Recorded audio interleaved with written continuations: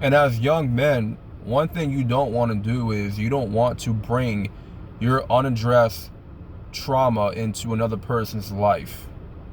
You don't want to bring your pain, your suppressed emotions into new relationships. Don't want to bring old baggage into new situations. And a lot of guys do that. A lot of men, specifically black men, do that. They bring their trauma into new situations without addressing it first. A lot of guys be suffering mentally, one, because we didn't know how to address our trauma. We weren't taught how to. We didn't have outlets. We didn't have, a lot of mentors growing up. I know for me, I didn't have a lot of mentors growing up when it comes to my mental health issues. And I talked about this in a video months ago addressing my mental health. Y'all can go back and check out that video. It's like almost an hour long. All right. But I did not take out my issues out on other people. I didn't take my mental health issues out on other people. I didn't want to be a burden. I didn't want nobody else feeling my pain but me, because I knew in the back of my mind, this was my pain. This was my trauma to deal with. I didn't want to go to my mom because at the end of the day, I'm supposed to be an adult. I'm supposed to be growing up. I'm not supposed to be going to, Mama Dukes for, to help me solve these issues. Because I knew she wasn't in the right state of mind either to really help me along with the trauma, because there wasn't people that can actually sit down with me and talk things through, right? To help me examine all these emotions, examine all these traumatic experiences, how to move past it, find solutions. And I'm all about finding solutions. Whenever there's a problem, I'm very solution based. I'm all about finding a solution. I'm at that point now when it pertains to my mental health.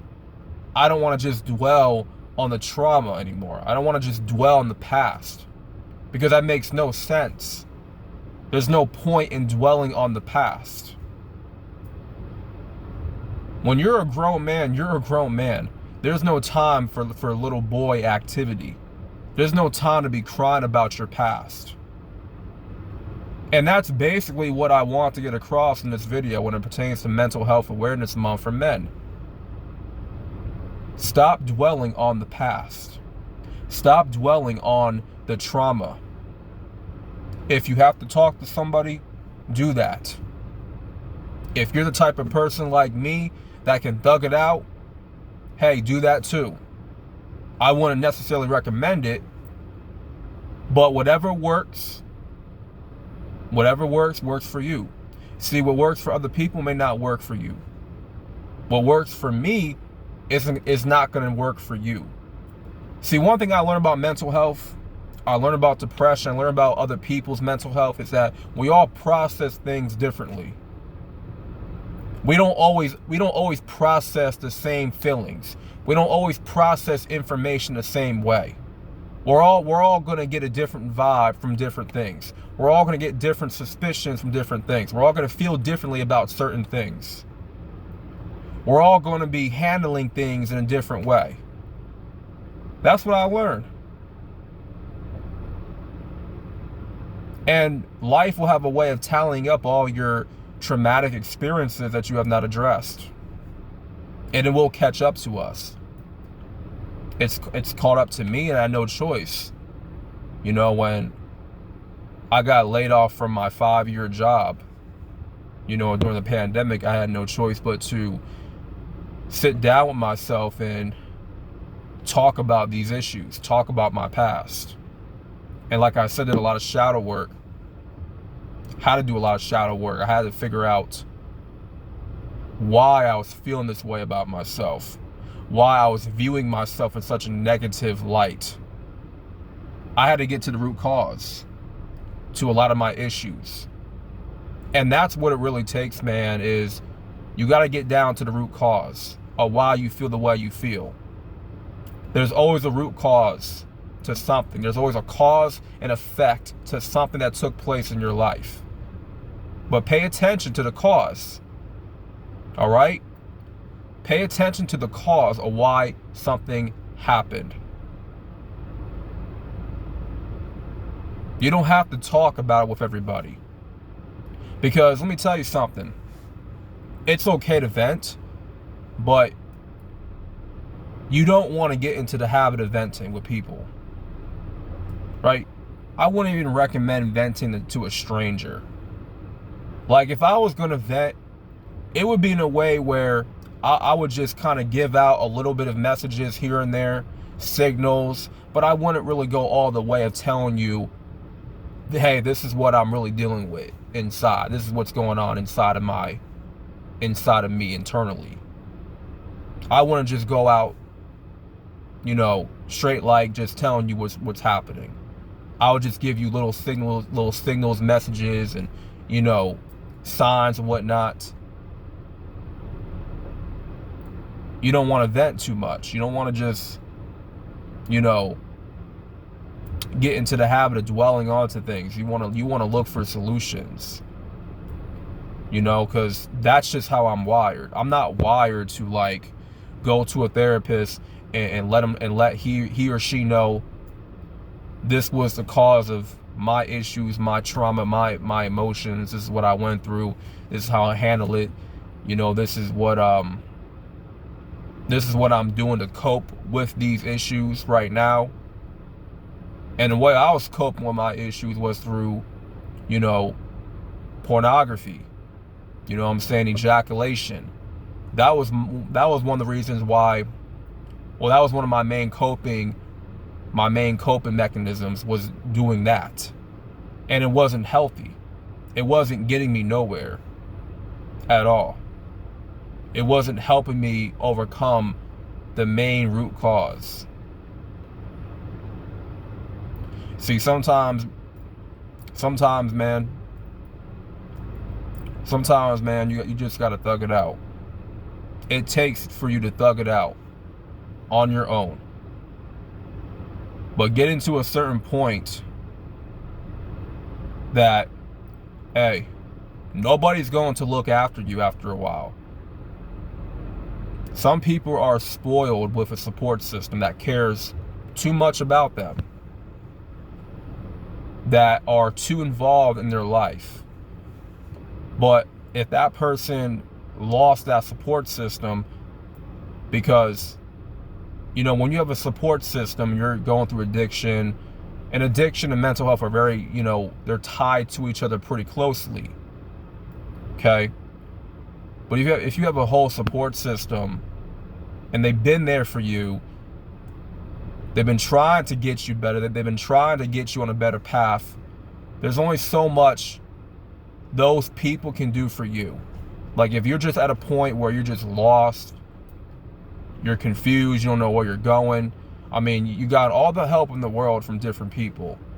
People have gone out their way to help you out, to make sure you're good, checking up on you, but you still find a way to get back into your addiction. You still find a way to self-destruct, even though you have a support system. Mind you, having a support system is key to overcoming any mental health issue, to overcoming any type of addiction that you're facing. It is key. A lot of people overlook a support system. They either take advantage of it, or they take it for granted. They're not thankful for that support system. Like, those people are in your life for a reason, to help you not go back down that road. They are there for a reason, for you not to appreciate them, for you not to embrace them. You're doing yourself a disservice, and those people are not going to be sticking around much longer. Because life is going to come to a point where life is going to take those people away from you, to teach you a lesson, to let you know that you are the only person that is at fault here. If you keep on indulging to things that already cause your mental health to decline to begin with, and you're already entertaining certain demons already, haven't learned your lesson, had all these people in your corner supporting you, making sure you get back on a better road, a better path, and you're still relapsing, you're still going back to square one, that's your damn fault. And you ain't got nobody but to blame but yourself. Nobody. Because at some point, people are going to get sick and tired of holding your damn hand. Like, seriously, man. People are going to get sick and tired of holding your damn hand. When it pertains to pornography addiction, drug addiction, alcohol addiction, whatever. Nobody's going to be having the time and energy to be holding your damn hand. Maybe for a good minute or two, but after a while, man, you gotta hold yourself accountable. It becomes a point where it becomes your fault now. It wasn't your fault before, but after a while, it becomes your damn fault. It really does become your fault. So for me, I wasn't about to go ahead and tell people what's wrong with me, or get people to feel bad for me or whatever. You know, to confide into them about my issues. Like, I want to deal with this on my own. I want to find ways to combat this. Like, okay, I know what I'm going through. I know what I'm dealing with. I know this is temporary. I can get through this. And there have been times where I thought to myself, man, I can't get through this depression. I can't get through my porn addiction. I cannot get through this trauma. I can't get past it. It's always plaguing my life. It's plaguing of my confidence. It affects how I look at myself. It's a reflection of how I look at myself in a negative light. How I communicate, how I socialize with people, it had a deep effect on that. But that's why isolation was so necessary for me, so I can address these things to myself. Go to God about my mental health issues and my trauma. And I'm telling you right now, man, you gotta find solutions. Like, there is no time for you to be dwelling in your mental health issues. Like, look at Mental Health Awareness Month, not to be like, oh, feel bad for me, feel sorry for me. Like, no, we're not on that, man. We're not on feel bad for me, feel sorry for me, not pity me. Sometimes, bro, you need tough love. I didn't get tough love as a kid. I didn't get a support system as a kid. I did not. Growing up, did not get a support system. Didn't have people checking up on me every now and then. For the most part, I felt neglected. I felt abandoned. My father wasn't in my life. So I was forced to learn how to overcome my own emotions, how to control my emotions. I was forced to learn all about this myself. As I moved through life, I had to pick up on things on my own. Had no choice but to deal with myself. Had no choice but to look at myself in the mirror and look at the reality of the situation that I'm in. That, hey, nobody's responsible for me but me. Ain't nobody finna hold me accountable but me. This taught me how to have self-accountability. That's very important to have as a man, is self-accountability. A lot of you dudes walk in new relationships with your fucking trauma. And you want somebody else to coddle you. You want somebody else to feel sorry for you. When you had all this time on your hands to properly deal with these things, and you didn't want to do it. No, you want to constantly escape, run away from your problems. And guess what? It's going to come back and haunt you. It's going to chase you and keep on chasing. You can keep on running. You can keep on hiding, but guess what? Life is going to keep on tallying up every time you run away from your problems. Most of all, the Most High is tallying up all the times you run away from your issues. Every time you run away from a situation, God is going to keep track of that. He's always keeping track.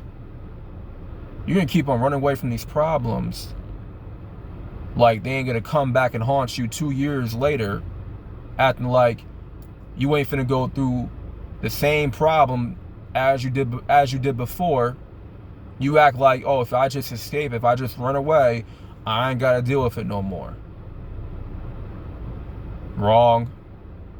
You're still going to deal with something like that because you didn't learn your lesson the first time around. When something like that did happen, you didn't learn your lesson the first time around. You keep on escaping your addictions instead of actually facing these addictions, facing your demons, and finding ways to overcome these demons. How can I cope better?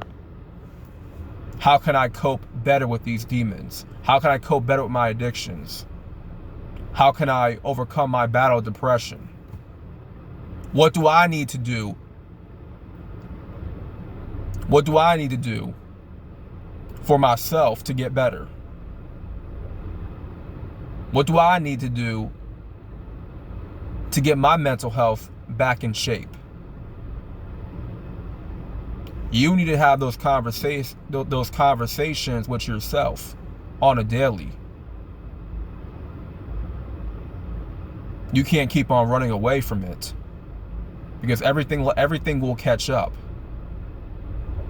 And like I said, when you keep trying to jump into new relationships and you keep trying to emotionally pour out onto other people, expect them to coddle you, expect them to just listen to you, vent to them all the time, but not come up with a solution for it.